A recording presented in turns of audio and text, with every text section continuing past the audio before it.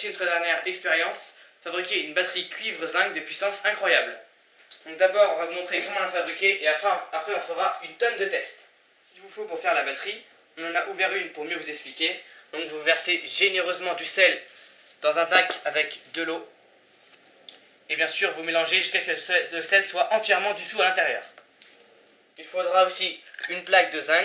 Donc le zinc il se reconnaît par sa couleur gris bleuâtre. Vous pouvez le récupérer dans les lecteurs de disquettes comme celui-là ou encore des lecteurs de CD. Et il faut aussi une plaque de cuivre. Donc le cuivre c'est un peu plus rare d'en avoir en grande quantité, mais vous pouvez les récupérer par exemple dans des fils etc. qu'on peut trouver dans l'intérieur des multiprises ou encore des vieilles pièces de monnaie.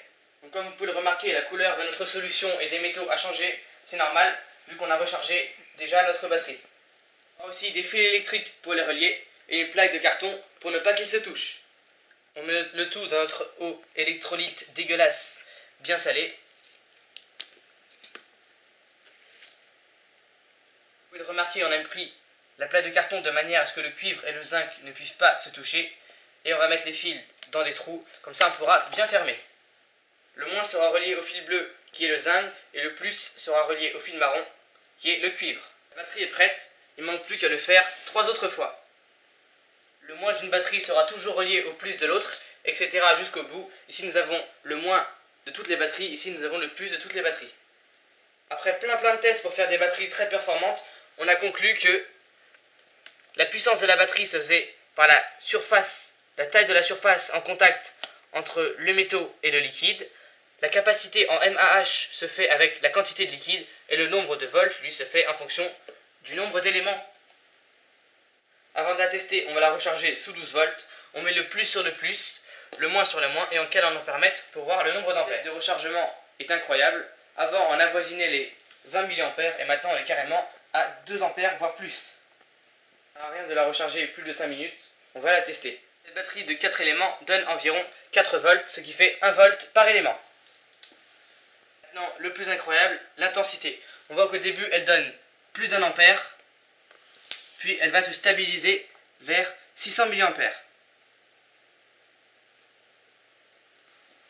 Qui aurait imaginé atteindre 1 ampère et 4 volts avec ce berg de dégueulasse?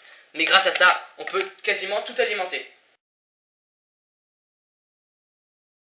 Donc avec, on va s'amuser à faire allumer une vraie ampoule, donc pas une LED. Et on voit qu'elle s'allume très bien et qu'elle peut s'allumer pendant très longtemps. On peut aussi alimenter des moteurs électriques comme ces moteurs ventilateurs qui tournent au maximum.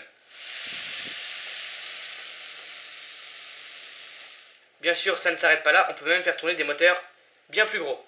On peut bien sûr faire éblouir une LED pendant plusieurs jours.